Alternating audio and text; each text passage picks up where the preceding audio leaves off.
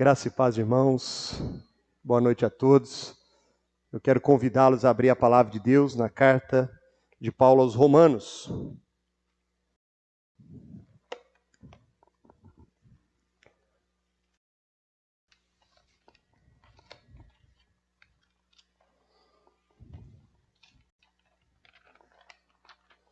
Carta de Paulo aos Romanos,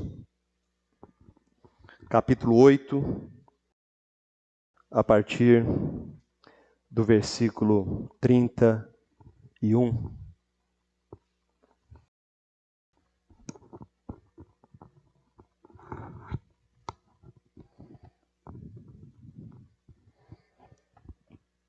Que diremos, pois, à vistas destas coisas? Se Deus é por nós, quem será contra nós? Aquele que não poupou o seu próprio filho, antes por todos nós o entregou, porventura não nos dará graciosamente com ele todas as coisas? Quem intentará acusação contra os eleitos de Deus? É Deus quem os justifica. Quem os condenará? É Cristo quem morreu. Ou antes, quem ressuscitou, o qual está à direita de Deus e também intercede por nós. Quem nos separará do amor de Cristo? Será a tribulação, ou angústia, ou perseguição, ou fome, ou nudez, ou perigo, ou espada? Como está escrito: por amor de ti, somos entregue à morte o dia todo. Fomos considerados como ovelhas para o matadouro. Em todas estas coisas, porém, somos mais que vencedores por meio daquele que nos amou. Porque eu estou bem certo de que nem a morte, nem a vida, nem os anjos, nem os principados, nem as coisas do presente, nem do porvir, nem os poderes, nem a altura, nem a profundidade, nem qualquer outra criatura poderá nos separar do amor de Deus que está em Cristo Jesus, nosso Senhor. Feche seus olhos, mas mantenha sua Bíblia aberta. Vamos orar ao Senhor. Senhor, nosso Pai, nós estamos aqui nesta noite, Senhor, mais uma vez reunidos no santo nome de Jesus Cristo. E o nosso desejo, Senhor, é ouvi-lo, é ouvir a Tua doce voz, é o Senhor falando conosco, como o Senhor já tocou em nós através da adoração, através da leitura da palavra. Mas eu peço, Deus, a presença do Espírito do Senhor durante toda a ministração da palavra. Fala, Senhor, nesta noite, neste lugar. Seu Deus, visita corações, consola, fortalece, alegra, renova e restaura a esperança, Senhor, em cada coração. Glorifica, ó Deus, o teu santíssimo nome neste lugar. Faz o teu reino avançar, em nome de Jesus. Amém. Podem sentar, irmãos.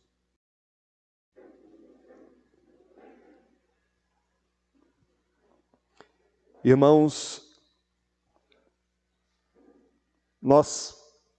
não é segredo para ninguém que nós estamos passando alguns dias bem distintos. Nós estamos passando dias diferentes. Muita ansiedade, muito cuidado com o que fala, com quem fala, o que fala. Famílias se entrando em contendas, pessoas são tiradas de grupo, colocadas em grupo, mensagens no WhatsApp o tempo todo, pipocando para lá, pipocando para cá. Parece que alguma coisa saiu do eixo, alguma coisa não está normal. Estamos vendo pessoas ansiosas, pessoas aflitas, pessoas que não desgrudam mais da internet, das redes sociais, uma expectativa enorme. O que vai acontecer? que vai ser de nós? O que vai ser amanhã? O que será que vai acontecer amanhã? Não, essa semana vai acontecer alguma coisa. Não, mês que vem vai acontecer alguma coisa. Não, agora estamos assim, inseguros, angustiados. Quando eu olho uma pessoa que não é crente, desse jeito, eu não me assusto. Para mim isso é normal. Mas quando eu vejo os cristãos aflitos, angustiados, e até, por que não dizer, paranoicos, aí eu preocupo. Mas quando eu olho para as Escrituras, irmãos, eu vejo que esse momento que nós estamos vivendo, ele já aconteceu na história da igreja. Observem comigo o livro, a carta aos Romanos. O apóstolo Paulo escreve à igreja de Roma. A igreja de Roma, nesta época, era governada pelo imperador romano. Uma igreja que tinha no seu domínio, no seu governo, um homem que não tinha moral. Não tinha a Bíblia como a sua regra de fé e prática. O Império Romano, queridos, um dos motivos da queda do Império Romano, que foi um império enorme, foi a imoralidade. Os governantes, os imperadores, eles eram extremamente imorais, sensuais. E esse foi um dos motivos da queda e da ruína do Império Romano. A igreja estava lá, vivendo nesse cenário.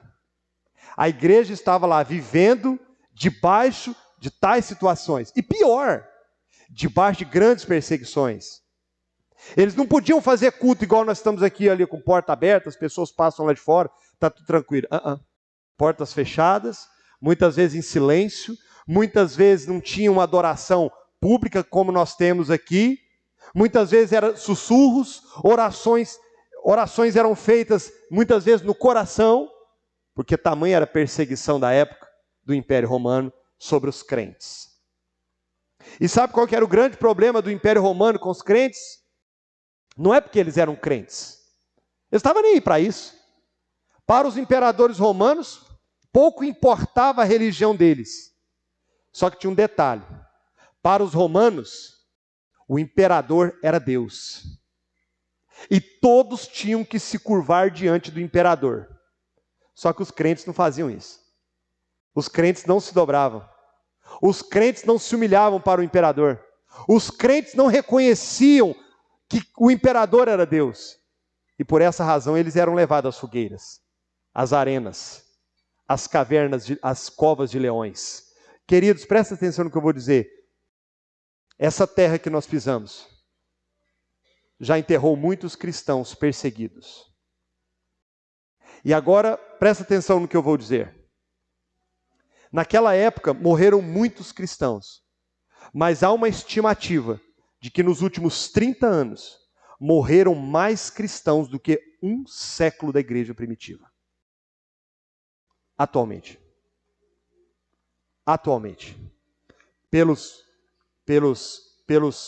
Por causa de questões religiosas. O mundo já vive isso. A perseguição já existe. E nós estamos achando que nós somos melhores. Nós não podemos passar por isso. E aí eu me deparo com essa palavra de Paulo, incrivelmente maravilhosa. Nós lemos aqui: que diremos, pois, à vista dessas coisas? Olha a pergunta do apóstolo. Que coisas que o apóstolo Paulo estava se referindo aqui? Ele estava se referindo aos textos anteriores. Se você está com a sua Bíblia aberta, por favor, Romanos, versículo 8, versículo 29.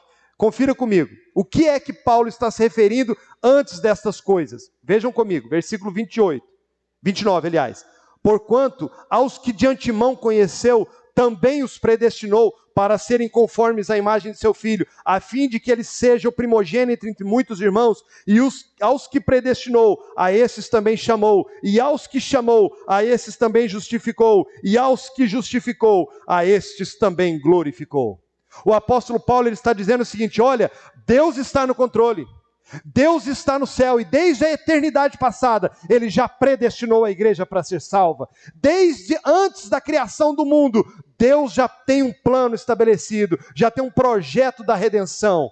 E aqueles que ele predestinou, a esses ele chamou. E aqueles que ele chamou, ele justificou com o sangue do seu Filho. Enquanto vocês estão aí preocupados com isso, eu quero dizer para vocês, diz o apóstolo Paulo, o que diremos diante de um Deus como esse, que salva, que justifica, que liberta, que transforma? O que tenho a dizer é que, se Deus é por nós, quem será contra nós? É isso que Paulo está dizendo. Mas que Deus é esse que Paulo está dizendo? O Deus do versículo 30. Um Deus soberano, que tem todo o poder nos céus e na terra, e que antes mesmo que os mundos, os mares, os céus e a terra fossem criados, ele já tinha tudo preparado na sua eternidade. Confira comigo, meus irmãos. Versículo 30. Aos que predestinou. A palavra em Efésios vai dizer que o Senhor predestinou antes da fundação do mundo. Antes que os mundos fossem criados, Deus já tinha um plano da redenção. Jesus Cristo, ele é o Cordeiro morto antes da fundação do mundo. Olha que coisa gloriosa, irmãos. E é isso que o apóstolo Paulo está falando. Se esse Deus soberano, que tem todo o controle, todo o poder, que planejou e executa todas as coisas com a palavra do seu poder, se ele é por nós, quem será contra nós? John Knox, um teólogo, dizia o seguinte: se você está com Deus, você está com a maioria. Se você está com Deus, irmãos, você está com a maioria. Não há o que temer, não há o que se preocupar. Não tem amanhã, não tem hoje, não tem passado, não tem nada que possa perturbar a nossa alma, meu irmão. Se Deus é teu Deus, se o Deus da Escritura é o teu Senhor, você não tem que temer coisa alguma. É isso que Paulo está dizendo. Mas ele vai mais longe. Olha que coisa linda, meus irmãos. Esse texto é maravilhoso. Versículo 32. Aquele que não poupou o seu próprio filho, antes por todos nós o entregou, porventura não nos dará graciosamente com ele todas as coisas. O que Paulo está fazendo é o seguinte, presta atenção, irmãos. Ele está escrevendo para os romanos. Quando ele diz, se Deus é por nós, quem será contra nós? Talvez alguém que estava lendo a carta do apóstolo Paulo tenha pensado assim, mas qual é a prova? Não, tudo bem, entendi. Paulo está falando aqui, um Deus soberano, um Deus que chama, um Deus que justifica, um Deus que glorifica. Tá, ele é por nós, beleza, mas qual é a prova que eu posso confiar nele? Que eu posso ficar sossegado, que eu posso ficar tranquilo, que eu posso pegar o meu travesseiro e arrumar ele bonitinho ali, aconchegante, e dormir um sono tranquilo. Versículo 32. Paulo argumenta da seguinte maneira, do maior para o menor. Se Deus não poupou o seu filho, antes o entregou, olha que coisa linda isso aqui, irmãos, por todos nós. Quer dizer, se Deus foi capaz de dar o seu único filho, se Deus foi capaz de enviar seu único filho, Jesus Cristo, o humilhou, se tornando homem, e esteve entre nós como servo, não veio para ser servido, mas para servir, andou conosco, foi semelhante a nós, passou as mesmas coisas que passamos, e principalmente morreu numa cruz romana. Se Deus foi capaz de fazer isso, Ele não vai dar para você as outras coisas menores, meu irmão? Você acha mesmo que se Deus foi capaz de fazer algo tão absurdo, tão glorioso, tão maravilhoso, tão extenso e poderoso, você acha mesmo que vai faltar dinheiro para pagar a sua casa, irmão? Você acha mesmo que vai faltar condições de você ir ao médico? Você acha mesmo que você não vai ter dinheiro para pagar a sua conta de água e de luz? Você acha mesmo que essa enfermidade vai te derrubar, meu irmão? Acho que vocês não estão entendendo. O Senhor, a maior prova que Ele podia nos dar, meus irmãos, Ele fez na cruz. Você já parou para pensar que não havia mais nada que Ele pudesse fazer para nos dar essa garantia? Ele deu a própria vida, Ele se entregou. E aqui nessa passagem é muito bonito, porque isso faz memória do que aconteceu com Abraão. Vocês se lembram da história de Abraão? Deus falou para Abraão, Abraão, eu quero um sacrifício. E Abraão tinha um filho, Isaque. Era o filho da promessa que Deus havia prometido. Era o filho da velhice. Mas Abraão não discutiu. Abraão, junto com seu filho Isaque, foram para o monte. Chegou lá no monte, Isaque se deitou sobre as pedras. Tudo estava preparado. E o pai teve que escutar aquela pergunta que doeu lá no peito. Pai, Tudo está preparado, Pai. A lenha está aqui, Pai. O fogo está aqui, Pai. Mas onde está o cordeiro para o sacrifício, Pai? E Abraão disse assim: Deus proverá para si o cordeiro. Quando Abraão levanta o cutelo, Deus diz: pare, Abraão, agora eu sei que você é fiel. Quando Abraão olhou, tinha uma ovelhinha para morrer no lugar do filho dele. A provisão. Olha o Deus da provisão. Eu quero te perguntar uma coisa aqui, irmão, nessa noite. Você está disposto a ir até o fim, por Cristo, pela promessa? Você está disposto a passar pelo que tiver que passar?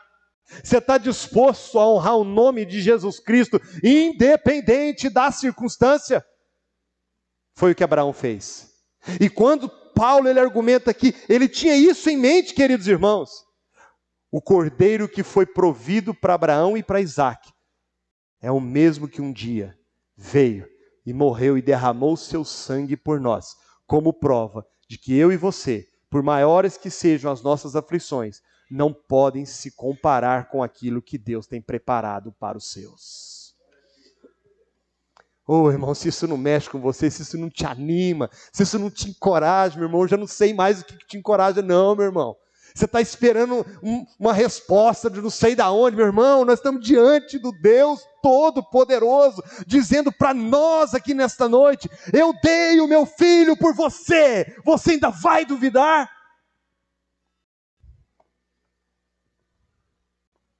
Paulo ainda continua, ele não terminou não. Versículo 33. Quem intentará acusação contra os eleitos de Deus? É Deus quem os justifica. O apóstolo Paulo está encorajando os irmãos de Roma, porque esses irmãos estavam sendo acusados.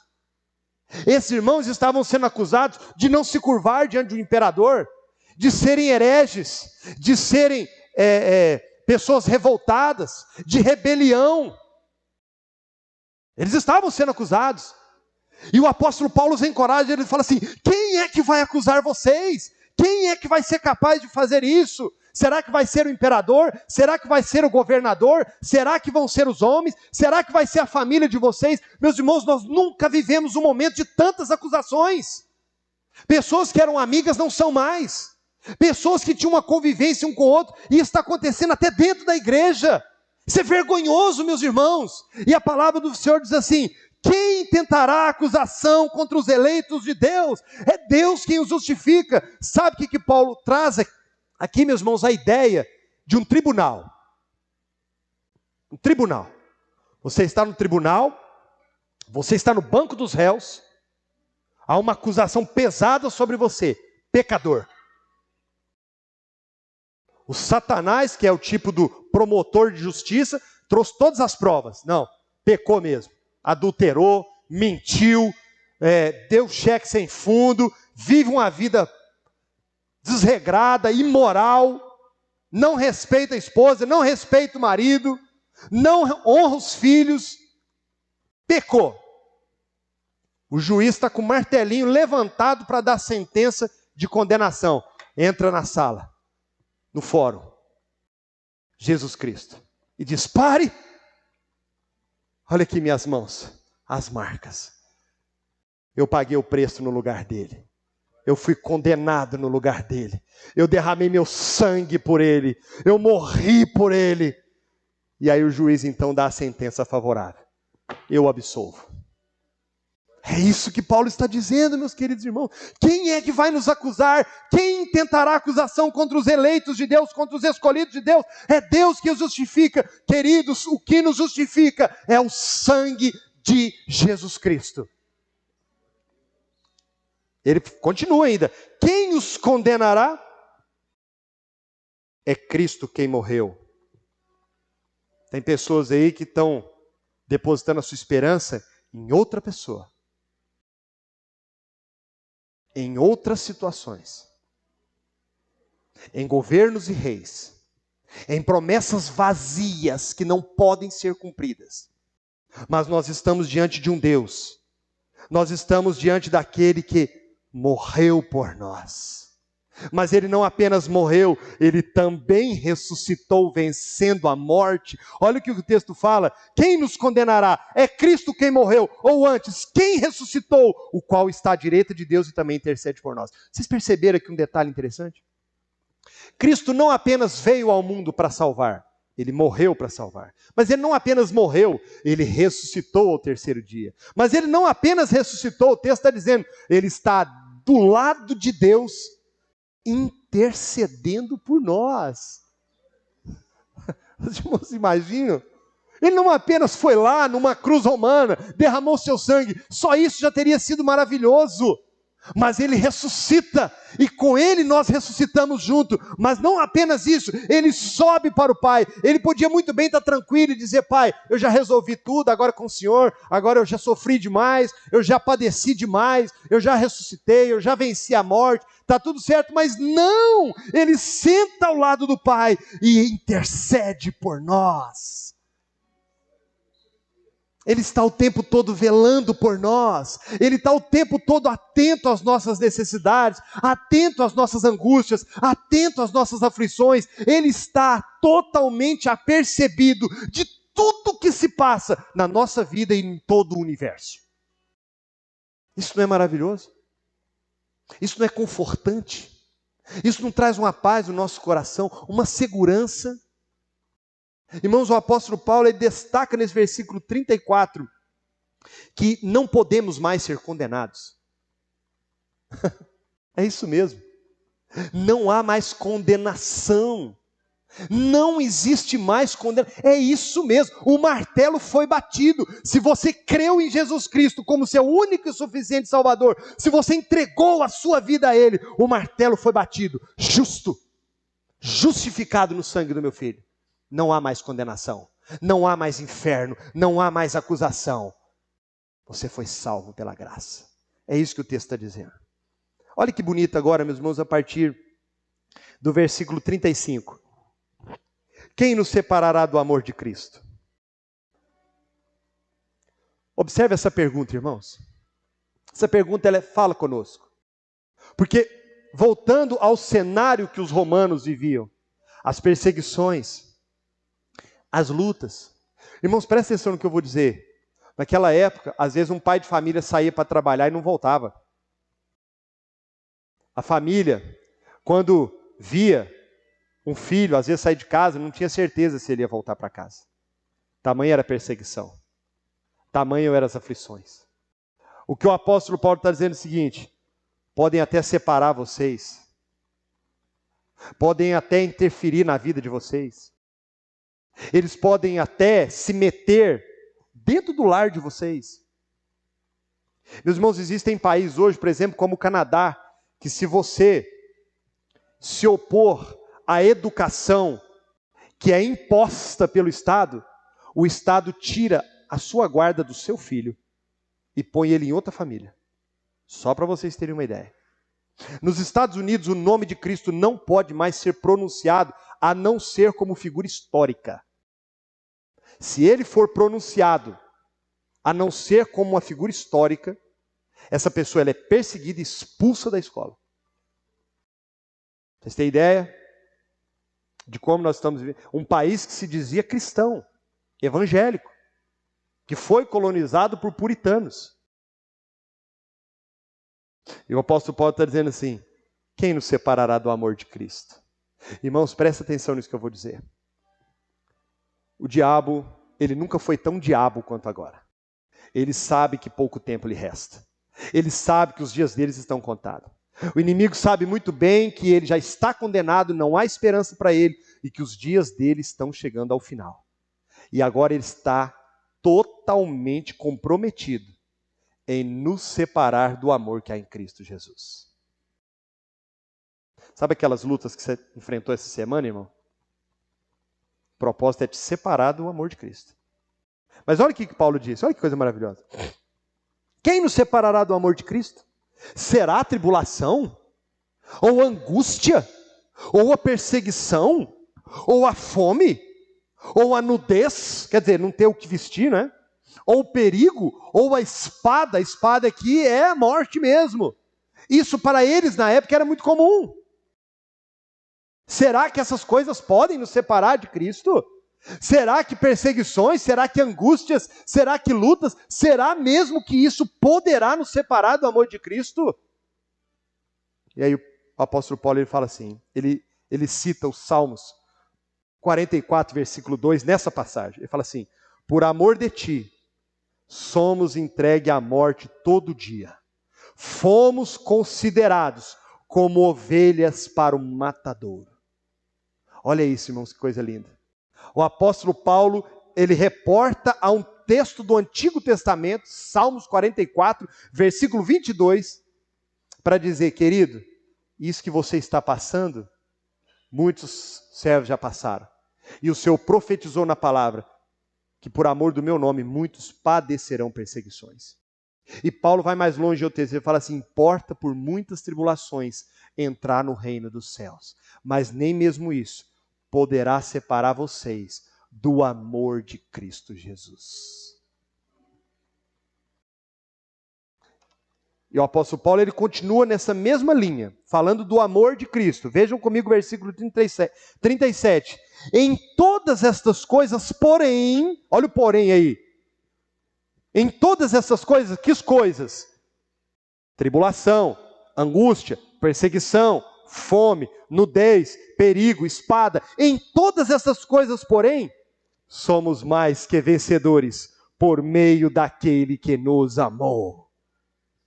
Sabe por que nós somos mais que vencedores, irmãos? Porque o Senhor Jesus, ele venceu tudo isso. Ele padeceu tudo isso e venceu. Então nós somos mais do que vencedores porque a vitória dele é imputada a nós. Quando cremos em Jesus e confiamos nele, ele imputa sobre nós o título de mais do que vencedor. Querido, não é pouca coisa não.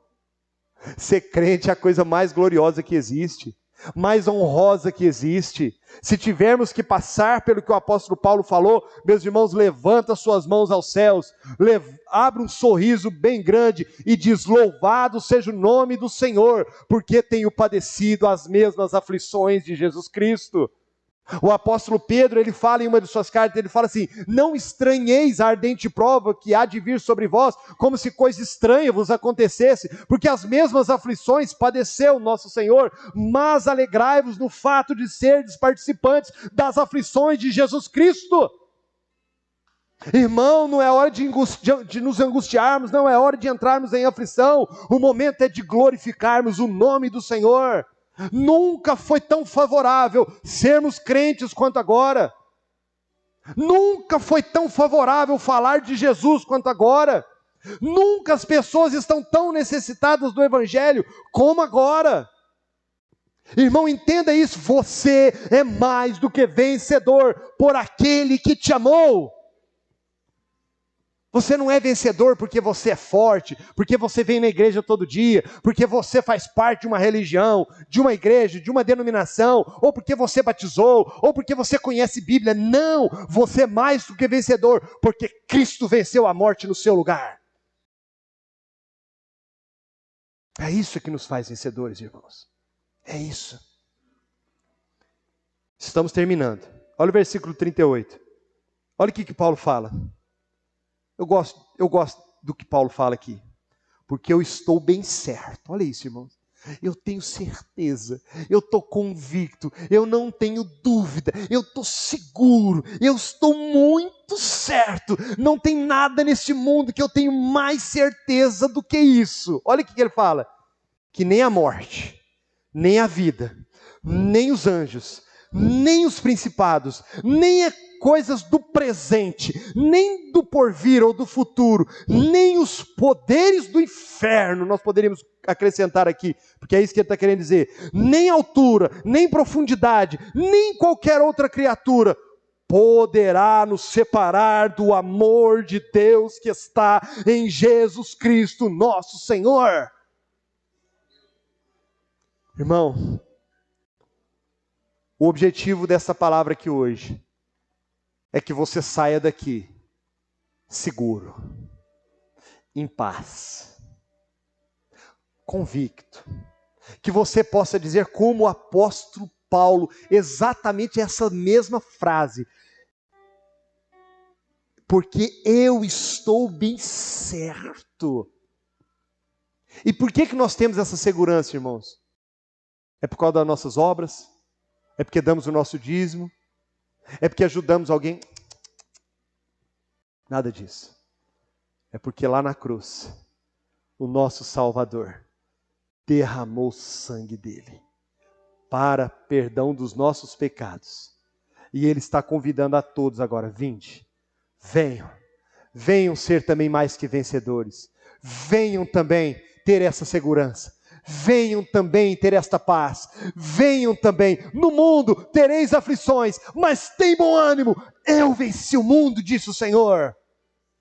Ele está dizendo, filho, minha filha, por que o seu coração está aflito? Por que você está preocupado? Não é o seu patrão que te dá segurança, não. Não é aquele salário no 5º dia útil, não. Não são as pessoas, não é o seu cliente, não. Eu, Senhor é que te sustento. Eu, Senhor, é que venci a morte. Eu, Senhor, é que vencerei por você. Veja que texto maravilhoso que nosso irmão leu aqui no começo. Deuteronômio 31:6. Sede fortes e corajosos, não temais, nem vos atemorizeis diante deles, porque o Senhor vosso Deus é quem vai convosco. Não vos deixará, nem vos desamparará. Eu vou ler de novo, porque vocês não entenderam, irmãos. Está muito fraquinho, isso aqui não é possível. Eu não estou lendo um gibi, eu não estou lendo um jornal. Eu não estou lendo a revista Veja. Irmãos, presta atenção. Eu não estou lendo um post de Instagram, não. Eu estou lendo aquilo que Deus falou, está falando aqui hoje. Sede fortes e corajosos. Não temais, nem vos atemorizeis diante deles, porque o Senhor vosso Deus é quem vai convosco, não vos deixará, nem vos desamparará. Aleluias! Louvado seja o nome do Senhor. Porque eu estou bem certo de que nem a morte, nem a vida, nem os anjos, nem os principados, nem o presente, nem o porvir, nem todos os demônios do inferno poderá nos separar do amor que há em Cristo. Eu termino essa mensagem, queridos irmãos, dizendo uma coisa. Se você rendeu a sua vida a Cristo, se você pertence a Jesus Cristo, se você creu em Jesus Cristo, arrependeu dos seus pecados, se você se entregou a Ele, se o seu coração é dele, eu quero dizer isso para você aqui bem claramente. Se você esquecer tudo que eu falei, lembrar disso aqui agora, o Senhor você já vai sair daqui em paz. Presta atenção no que eu vou dizer. Se você é de Jesus Cristo, nada vai te derrubar. Nada vai vencer você. Por quê? Porque você já é mais que vencedor. Agora, se você ainda não creu em Cristo, se você ainda não aceitou a Cristo como seu único e suficiente Salvador, se você ainda não tem essa paz, essa segurança, receba Cristo hoje, na sua vida, no seu coração. Se renda em oração. Fala, Senhor, entra dentro da minha vida e toma o meu coração. Eu quero sentir essa paz, eu quero sentir essa segurança. Eu não consigo, Deus, eu não consigo. Eu estou aflito, eu estou angustiado. Hoje é o dia de você se render a Ele. Hoje é o dia de você sair daqui com essa palavra. E Ele vai ter a certeza de que nada poderá separá-lo do amor que há em Cristo Jesus. Feche seus olhos agora.